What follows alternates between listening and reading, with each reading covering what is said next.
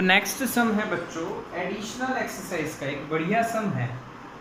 हाँ, उससे पहले एक्सरसाइज का 11 करते हैं। एक्सरसाइज का 11 नंबर का सम है जो बढ़िया है, आपको आना चाहिए, एलसीआर पे ही बेस्ड है और बढ़िया क्वेश्चन। तो 7.11 एक्सरसाइज का, एक्सरसाइज 7.11 ओके, आके ना। तो 7.11 में पढ़ता हूँ, देखिए। Figure 7.21 shows a LCR series circuit connected to a variable frequency of voltage 230 volt source. L is equals to 5, C is equals to 80 and R is given. And there are total 3 questions A, B and C. तो चलो पहले question को draw करते हैं, समझते हैं। तो question का ड्राइंग ऐसा है भाई, एप्सिलॉन EMF दे दिया है, यहाँ पे आपको R दिया है 40, फिर C दिया है 80 माइक्रो और यहाँ पे L दिया है 5 हेनरी। L दिया है बच्चों 5 हेनरी, L दिया है 5 हेनरी। ओके ओके, तो क्वेश्चन पहला क्या है, चलो करते हैं solve. determine the source frequency which drives this circuit in resonance. source frequency which drives in resonance, अब यानी resonance frequency पूछा है भाई, resonant frequency आप एंगुलर लिख दीजिए, ओमेगा आर क्या होता है बच्चों, 1/√LC, 1/√L, L की वैल्यू 5, C की वैल्यू 80, माइक्रो मतलब 10⁻⁻6। चलो सॉल्व करो। तो ओमेगा आर क्या आपको आता दिखेगा, 8 5 जा 40, 2 0 यानी 400, यहाँ से 4 यानी 1/2 और 100 यानी आपका 50 हर्ट्ज रेडियन पर second. This is resonant angular frequency. If you want to find out frequency then 1/2 pi, इसको 2 पाई से डिवाइड कर दी, you will get the frequency 50/2 pi hertz. Okay, पक्का बच्चों, बिल्कुल सिंपल। देखो इधर 5 × 8 40 और ये 0 यानी 400 का रूट 20 और इसका रूट 10⁻³ 1/20 × 10⁻³ उसको आप 1/2 × 10⁻² यानी 100/2, दैट मीन्स वाज 50। समझ में आया? हाँ के ना, क्लियर के नहीं? बोलो, कैलकुलेशन सिंपल बनाई मैंने आपके लिए, आपको समझाया, आपको समझ में आ गया। बढ़िया कंसेप्ट है, बायो वाले खास, मैथ्स वाले भी और बायो वाले भी टेक्निक सीखिए। सेकंड क्वेश्चन बी क्या पूछा गया है, obtain the impedance of the circuit and the amplitude of the current at the resonance frequency. अच्छा, resonating frequency, okay. Obtain the impedance of the circuit, तो इम्पीडेंस के लिए आपको पहले आर पता होना चाहिए, एक्सएल और एक्सी पता होना चाहिए, बट एट रेजोनेंस बोला है तो एक्सएल और एक्सी दोनों सेम होंगे। तो आप सबसे पहले एक्सएल फाइंड कर लीजिए, जो इजी रहेगा, omega × L. Omega R resonance का 50 है, एल अपना 5 हेनरी है, तो आपको 250 ओम मिल जाएगा। ये आपका एक्सएल है, तो एक्सी भी कितना होगा, 250 ओम। सही है ना? एट रेजोनेंस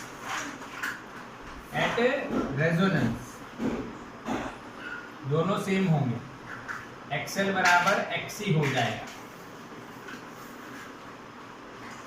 ओके, और वो 250 ओम है। ठीक है, या आपको अगर रेजोनेंस नहीं दिया है तो पहले एक्सएल ढूंढो और फिर एक्सी ढूंढो, अगर दोनों सेम है तो रेजोनेंस है। तो बच्चों इम्पीडेंस क्या आएगा बताओ, इम्पीडेंस Z बराबर क्या R होगा, Z बराबर क्या R, R कितना है 40, क्योंकि ये दोनों सेम है इसलिए एक्सएल माइनस एक्सी या एक्सी माइनस एक्सएल 0 हो जाएगा, हमारा इम्पीडेंस डायरेक्ट आएगा 40। सही जवाब, यस और no, impedance of the circuit 40 आया बच्चों। दूसरा इसमें पूछा है क्वेश्चन, दूसरा क्या पूछा है, the amplitude of the current, amplitude of the current यानी maximum value of current, I m amplitude of current,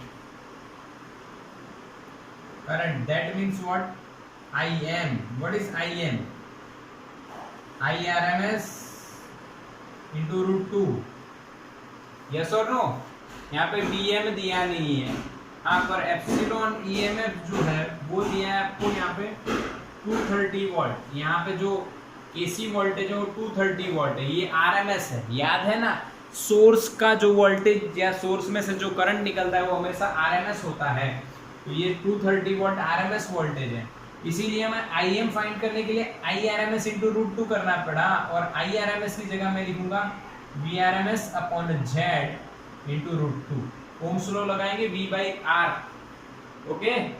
तो Im हमें क्या मिलेगा बच्चों, VRMS is 230 upon Z, Z क्या है बच्चों, Z कितना आया 40 इंटू रूट 2, 0 गया, सॉल्व करोगे लगभग आपको आंसर 8.1 मिलेगा,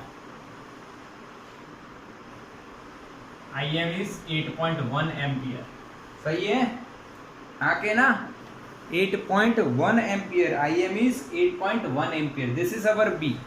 समझ में आया ना बच्चों, ये फाइंड करने की कोई जरूरत नहीं थी क्योंकि रेजोनेंस पे आपको बोला था, इसलिए Z बराबर R होना है, फिर आप यहाँ पे Z भी 40 ही लिख रहे हो, बट ये मैंने बताया आपको कि इस तरह से अगर रेजोनेंस नहीं दिया हो तो आपको पहले एक्सएल और एक्सी फाइंड करना है, अगर दोनों सेम आते हैं तो ऑटोमेटिक रेजोनेंस है, तो आपको मेहनत नहीं करनी पड़ेगी Z फाइंड करने, ठीक है। चलो ठीक, सी में देखो बढ़िया पूछा है, L, C और R के अक्रॉस RMS वोल्टेज, तो L का RMS वोल्टेज, C का RMS वोल्टेज और R का RMS वोल्टेज की तरह, तो ओम्स लॉ में क्या कहते हैं भाई, अकॉर्डिंग टू ओम्स लॉ हम क्या लिख सकते हैं, V बराबर IR, तो यहाँ पे IRMS इंटू R, यहाँ पे IRMS इंटू XC और यहाँ पे IRMS इंटू सॉरी यहाँ पे एक्सेल, मैंने R सोच लिया, ये R आएगा, ठीक है। अब IRMS कितना भाई, अब यानी आप IRMS हिसाब लगाओ तो Im अपॉन रूट 2, भाई Im 8.1 अपॉन रूट 2 1.414 यानी 5.6 एम्पियर। आप सोचोगे सर इतनी जल्दी कैसे कैलकुलेट कर रहे हो, हाँ बेटा मैंने पहले से ही जो सॉल्यूशन है ना उसमें 5.6 दिया है, ये मैंने देख लिया था, ठीक है, ओके। सो डोंट वरी कि सर इतनी स्पीड में कर रहे हैं हम क्यों नहीं कर पा रहे हैं, हाँ बट आप भी कर पाओगे, ऐसा कुछ भी नहीं है। यहाँ पे देखो तरीका देखो, ये Im आपको कैसे मिला, रूट 2 मल्टीप्लाई कर दो, इसको डिवाइड कर दो, तो ये 23/4 इज IRMS, 23/4 इज IRMS ना, ये रूट 2 नीचे लिया हो तो 23/4 यानी 5 4 जा 20, 3/30, 6 5 जा 30, ये सॉरी 4 है तो ऐसा कुछ अप्रोक्सीमेटली चलता रहेगा, समझ में आया आके ना, यानी इसमें 5.6 दिया इसलिए मैंने लिख दिया है, बाकी आप इस तरह से 23/4 करो, इज अवर आंसर, ओके। चलो अब यहाँ पे आप लिखोगे 5.6 इंटू एक्सएल, एक्सएल आपका 250, अब ये आपका अप्रोक्सीमेटली 1400 वोल्ट आएगा, सिमिलरली ये भी आपका 14 ही बनेगा ना, 1400, सेम है एक्सएल एक्सी, और IM इंटू आर, IM आपका 5.6 है, आर आपका कुछ अलग है इधर 40, ये आपका 230 बनेगा लगभग यस 230 बन रहा है। क्लियर है बच्चों? RMS voltage is across this components I into resistance, I into resistance, I into resistance, तो IRMS इंटू रेजिस्टेंस करोगे आंसर प्लीज। और उन्होंने ऐसा भी पूछा है कि जो LC है, सिर्फ LC सोचो और उस कॉम्बिनेशन का RMS निकालो, तो IRMS इंटू रेजिस्टेंस, आपको पता है XC माइनस XL होगा, आंसर क्या आएगा 0। क्यों XC माइनस XL होगा? इसका भी तरीका समझो कि भाई रेजिस्टेंस आपको वोल्टेज क्या होता है, करंट इंटू इम्पीडेंस, सिर्फ LC मानो तो R 0 हो जाएगा। तो Z का जो इक्वेशन है उसमें क्या लिखते हो आप लोग, R square plus XC minus XL का स्क्वायर और उसका रूट। अब यानी आप LC अकेला मानो तो R 0, फिर इसका रूट निकालो तो स्क्वायर चला गया, तो सिर्फ LC होगा तो इम्पीडेंस कितना होगा, XC माइनस सिर्फ LC होगा। L एंड C का कॉम्बिनेशन सोचोगे तो रेजिस्टेंस या इम्पीडेंस आप क्या मानोगे, XC minus XL, I into XC minus XL according to Ohm's law, तो वो LC के अक्रॉस में वोल्टेज ड्रॉप क्या आएगा 0। बोलो कोई डाउट है इसमें? मैसेज करो। 7.11 एक्सरसाइज का 7.11 है बच्चों, एक्सरसाइज का 7.11। कोई डाउट हो तो बोलो, नहीं तो स्क्रीनशॉट ले लो। टेक द स्क्रीनशॉट बच्चों। तो बच्चों आगे चलते हैं और एक बढ़िया सा सम एडिशनल का देखते हैं, जिसमें कुछ नया है आपके लिए। एडिशनल एक्सरसाइज का एक सम है 7.13। A coil of inductance 0.50 Henry and resistance 100 ohm is connected to a 240 volt and 50 hertz AC supply। यानी कि LC का कॉम्बिनेशन है,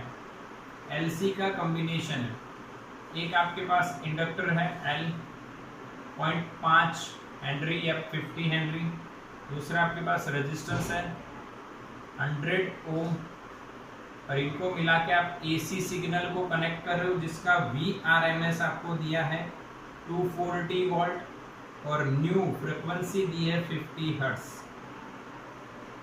दो क्वेश्चन पूछे, बढ़िया क्वेश्चन इसलिए करा रहा हूँ और आपको भी ध्यान रखना है कि बोर्ड में ऐसे क्वेश्चन पूछे जाएंगे। हालांकि नीट जेई में भी ये लेवल के क्वेश्चन पूछे जा सकते हैं। नीट जेई में ऐसा नहीं होता है कि कोई लेवल है, अच्छे से अच्छा क्वेश्चन भी होता है, सिंपल से सिंपल भी क्वेश्चन हो सकता है। इसीलिए आपको दोनों तरीके से कवर करना है। आपका बोर्ड एग्जाम भी जो सेंट्रल बोर्ड लेता है, ये आपका CBSE लेने वाला है, वो एग्जाम भी आपको कवर करना है बिल्कुल। तो उसके लिए सारे सम्स आपको करने हैं NCERT के ज़्यादातर। सारे मीन्स क्या होता है, एक स्ट्रेटेजी होती है। जैसे गुजरात बोर्ड में आप हो तो गुजरात बोर्ड आपको एक पैटर्न देता है कि इतने में से इतने क्वेश्चन का मार्क्स आ गए, जैसे इसमें से 4 मार्क्स का एक क्वेश्चन होगा। हाँ, बट असल में कई बार वो पूछ भी लेते हैं अलग अलग। तो ठीक है, आपको तैयारी करनी, तो ये क्वेश्चन बहुत बढ़िया है। पहला क्वेश्चन देखो, what is the maximum current in the coil, that means what, find IM, max current in coil, that means find IM is equals to VM over Z, but we have VRMS, so that √2 VRMS upon Z यानी R और L है, R square plus XL square. ये आपको समझना है कि NCERT आपको ऐसा नहीं पढ़ाती है कि RL सीरीज सर्किट क्या है, RC क्या है, वो डायरेक्ट नॉलेज देती है, बढ़िया नॉलेज देती है। देखो Z आपको पढ़ा दिया पहले, R square plus XC minus XL का स्क्वायर। ये कौन सी है, ये LCR सर्किट है। अब अगर आप इसमें RL सर्किट की बात करें तो RL में XC को इसमें XC 0 कर दो, तो z बराबर under root of r square plus XL square बनेगा ना, ये 0 माइनस का स्क्वायर प्लस ये 0 तो एक्सएल स्क्वायर आ गया। अब आप आरसी सर्किट आपको पूछ ले तो z बराबर एक्सएल को 0 कर दो, under root of r square plus XC का स्क्वायर। बोलो समझ में आया बच्चों? इसको नोट कर लेना कि आपको ये तीनों सर्किट हो गई, एलसीआर, आरएल और आरसी, इसमें से दोनों आ जाते हैं। अब यहाँ पे आरएल सीरीज है बच्चों, तो आरएल सीरीज में इक्वेशन ये बनेगा, बिल्कुल समझ में आ गया। हाँ, तो इक्वेशन क्या हो गया वो देख लीजिए, √2 into V R M S is 240 divided by under root of r square 100 का स्क्वायर 10⁻⁴ और एक्सएल, एक्सएल यानी 2 पाई न्यू कितना है 50 इंटू एल कितना है 0.5 होल स्क्वायर।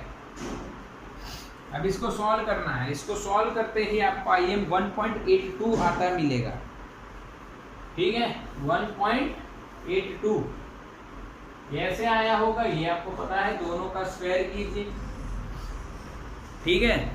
अब देखो ये 0.5 और ये 2 कट हो जाएगा, पाई स्क्वायर अप्रोक्सीमेटली 10 ले लीजिए तो ये 10 और ये 50 कितना हो गया 500, 500 का स्क्वायर कितना होगा 25 और पीछे 4 0, ये एक के पीछे 4 0, एडिशन करो, रूट लो, सॉल्व करो, फिर कटवट करके आपको आंसर मिल जाएगा लगभग 1.82 एम्पियर, ठीक है। पाई का स्क्वायर, ऐसे केस में पाई का स्क्वायर आपको 10 ले लेना है, अप्रोक्सीमेटली 10 आएगा ना, क्योंकि 3.14 का स्क्वायर यानी 3 का 9 हो गया और 0.14 का स्क्वायर आपको पता है, वो ऐड करोगे तो अप्रोक्सीमेटली 10 आ जाएगा। ठीक, मेरी बात समझ गए हो ना? यस और नो? हाँ के ना? यस।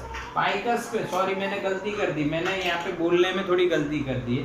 पाई का स्क्वायर 10 होता है, 50 का स्क्वायर 2500 होता है, 2500 गुना 10 करो यानी 25,000 होता है। ये 25,000 और ये 10,000 ऐड कर देते, देखो ऐसे 10 का 4 और यहाँ पे पाई स्क्वायर का 10 और 50 का 2500, तो ये आपका हो जाएगा 10,000 और ये हो जाएगा आपका 25,000, ठीक है। तो ये आपका आंसर आएगा बच्चों 35,000, ठीक है। समझ में आया ना? इसका आपको रूट निकालना है और रूट निकालने की टेक्निक्स तो आपको पता ही है, ठीक। चलो मेरी बात समझ गए आपको, आ गया ये पहला।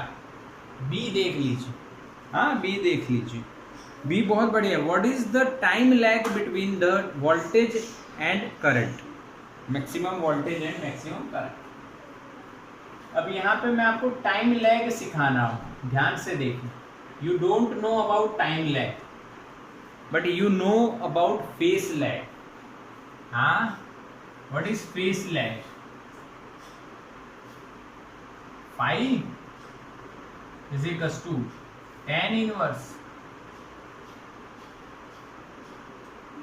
R XL ऊपर। क्यों XL ऊपर लिखा बच्चों? क्योंकि XC minus XL upon R होता है। इम्पिडेंस का डायग्राम याद करो बच्चों। यहाँ पे R होता है, ये 5 होता है, ये Z होता है, तो यहाँ पे क्या लिखते हैं हम लोग? XC minus XL। अब यहाँ पे सिर्फ XL है तो सिर्फ XL लिखा जाएगा, तो tan inverse XL upon XR। यहाँ से आप 5 निकाल लीजिए, ये टाइम लैग चला रहा हूँ, यहाँ से आप 5 निकाल लीजिए, फिर आप टाइम लैग निकाल लीजिए। कैसे निकालोगे? Time lag is equal to 5 upon omega. ये कैसे आया बच्चों, समझाता हूँ।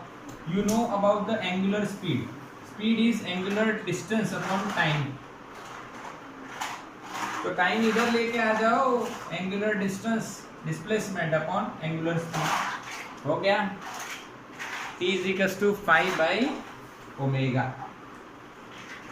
ओके, यस और नो? समझ में आया बच्चों? हाँ, बस यही है टाइम लैग। आ जाओ इधर, तो पहले आप फेस लैग निकालो।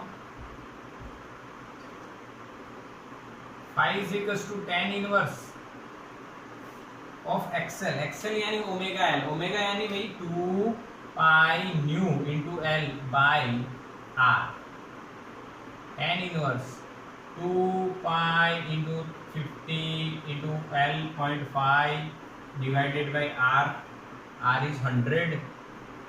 तो ये तो गया भाई, ये हो गया 2 tan इनवर्स, यहाँ पे पाई का आधा, हाँ पाई का आधा, पाई का आधा कितना होगा 3.14 का आधा 314 का आधा, 300 का आधा 150, 157 यानी 1.57, हाँ 1.57। यहाँ पे लॉग टेबल की आपको जरूरत पड़ेगी, लॉग टेबल नेचुरल टेंजेंट से आप निकालोगे, बट उसके बिना निकालना है तो अप्रोक्सीमेटली इसको 1.33 ले लो 4/3, जो आपको ट्रिपलेट से आ जाएगा 4/3 यानी 57 डिग्री, पर एक्चुअली में ये आंसर आपको अप्रोक्सीमेटली 57.5 डिग्री मिलेगा। मेरे पास यहाँ पे सॉल्यूशन है, उसमें यही है 57.5, ये आप करके देख सकते हैं, ठीक है। अब टाइम लेगा आपको निकालना है भाई, आओ E = π/ओमेगा, पाई की वैल्यू कितनी 57.5 इंटू π/180 अपॉन ओमेगा, ओमेगा कितना होता है भाई 2 पाई न्यू, न्यू यानी 50, 314 होगा, यस और नो 314। चलो ठीक, अब आपको क्वेश्चन रहेगा सर फाई को रेडियन में ही लिखना पड़ेगा ना, π/180 क्यों किया, अरे फाई रेडियन में आएगा, एंगल हमेशा रेडियन में आएगा, यहाँ पे डिग्री में क्यों लिखा है, ये तो अकेला एंगल है, पर किसी और आप कोई क्वांटिटी फाइंड करो, यहाँ पे टाइम है तो उसमें सारा ऐसा ही सिस्टम में एंट्री कराने हैं, तो आपको π/180 से मल्टीप्लाई करना पड़ेगा, बिकॉज ये डिग्री है, आपको रेडियन लिखना पड़ेगा, और यहाँ पे टाइम लगेगा, आप सॉल्व करोगे तो 3.2 मिली सेकेंड में आपको आंसर आता दिखेगा।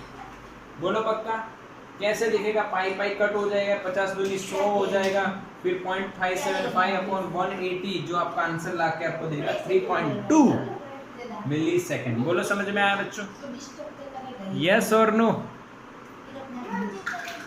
यस और नो, कोई डाउट है तो बोलो, स्क्रीनशॉट लो इसका।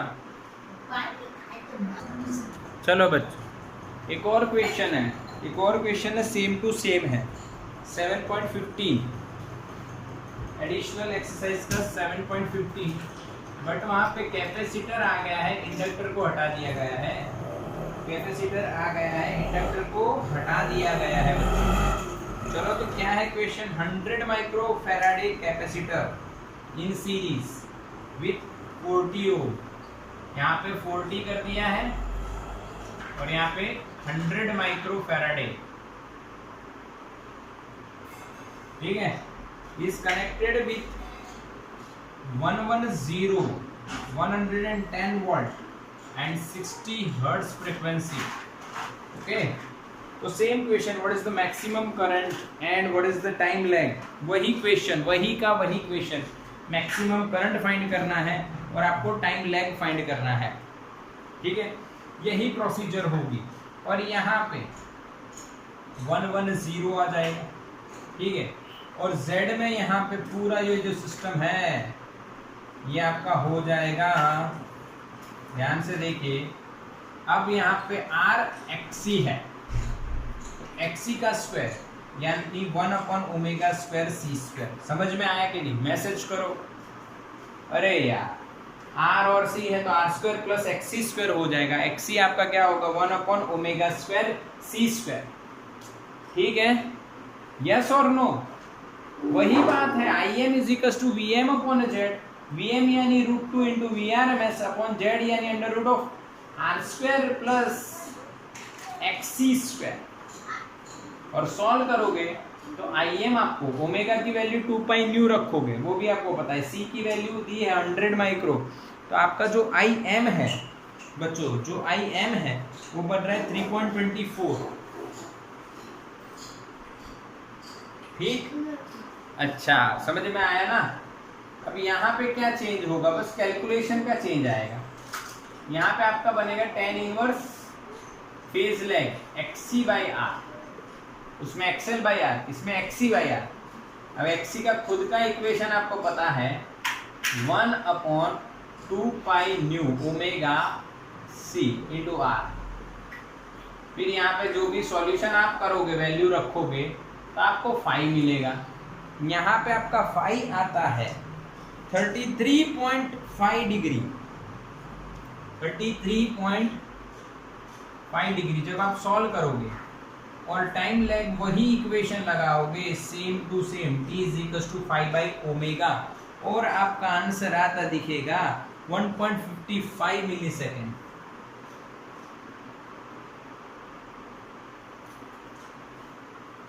बोलो ये क्वेश्चन भी समझ में आया? आर एल की जगह सिर्फ आर सी कर दिया है, बाकी वैल्यूज चेंज की हैं, और वो आप इस तरह से समझ रहे हो। बोलो पक्का बच्चों? यस। माइनस साइन की मैसेज आया है, सर माइनस साइन रखना है कि नहीं रखना है? अब माइनस साइन रखो चाहे नहीं रखो, उसका कोई मतलब नहीं।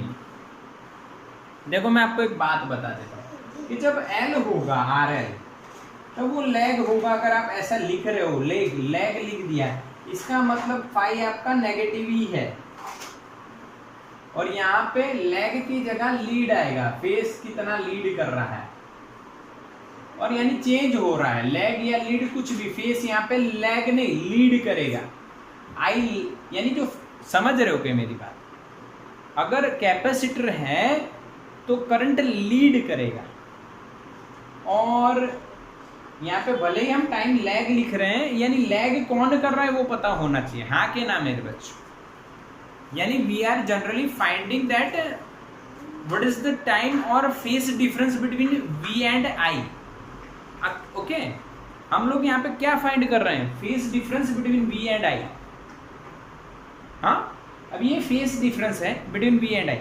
यहाँ पे लैग कर रहा है कि लीड कर रहा है? तो कैपेसिटर है, यानी current leads the voltage bye this angle. Similarly time में भी करंट लीड करेगा 1.55 मिली सेकेंड्स। समझ में आया? और इंडक्टर जब हम फाइंड करते, जब हमारा फेस जो आया था 57 आया था, उसमें इंडक्टर में अगर 57.5 जो भी एंगल आया, इसका मतलब उसमें करंट लैग कर रहा है वोल्टेज को, करंट लैग कर रहा है वोल्टेज। वो मैं यहाँ पे आपको प्रूव करके दिखा देता हूँ। देखो इसमें हम प्रूव करते हैं कैसे। देखो मेरी बात समझना है, बात समझो। मैं एक फेजर ड्रॉ कर रहा हूँ। अब ये सीरीज सर्किट है, तो कौन सेम होगा? करंट। तो करंट का फेजर मैंने पहले ड्रॉ कर लिया। पक्का बच्चों? ठीक है। अब हमारे पास दो कंपोनेंट है, आर एंड सी। तो पहले आर का वोल्टेज ड्रॉ कीजिए। तो आर, ओनली आर होता है तब फाई जीरो, यानी सेम डायरेक्शन। पर ओनली सी के लिए कैपेसिटर में करंट लीड करता है, तो वोल्टेज लैग करेगा बाय करंट 90 डिग्री। ये वोल्टेज ऑफ कैपेसिटर आ गया। अब यहाँ पे आप पैरेललोग्राम कंप्लीट करोगे, and this is your result. तो यहाँ पे आ गया आपका पाई। ये इस केस में आपका कितना आ रहा है? 33.5। अब प्लस और माइनस साइन की यहाँ पे जरूरत नहीं है। आप यहाँ से कह सकते हो I leads V by this angle और V lags by this angle. समझ में आया? अगर इंडक्टर है तो बच्चों, इंडक्टर है तो क्या होगा ये देख लो। ओनली ये मैंने किसका बना दिया? RC का। LCR का तो आपने देखा, मैंने ये RC का बना दिया। अब RL का बनाता हूँ। देखो उस सीरीज, हो सीरीज, ये खास नोट करना है। सीरीज पैरेलल होगा तो V सेम होगा, यहाँ पे आएगा R का VR यही आएगा। अब L का V किधर आएगा? ओनली L में इंडक्टर हो सिर्फ तो करंट लैग करता है, यानी वोल्टेज लैग ने लीड करेगा 90 से। तो यहाँ पे आपका VL आएगा 90 से। अब यहाँ पे पैरेललोग्राम आप कंप्लीट करोगे और ये आपका क्या मिलेगा? V, और ये आपका क्या मिलेगा? फाई। तो आप यहाँ पे क्या बोलोगे? I लैग्स V, यहाँ पे I लीड्स, यानी कैपेसिटर आएगा तो ऑटोमेटिक लीड करवा देगा और इंडक्टर आएगा तो ऑटोमेटिक लैग हो जाएगा। बोलो समझ में आया? यस और नो के, यस और नो। तो स्क्रीनशॉट ले लो इसका फटाफट।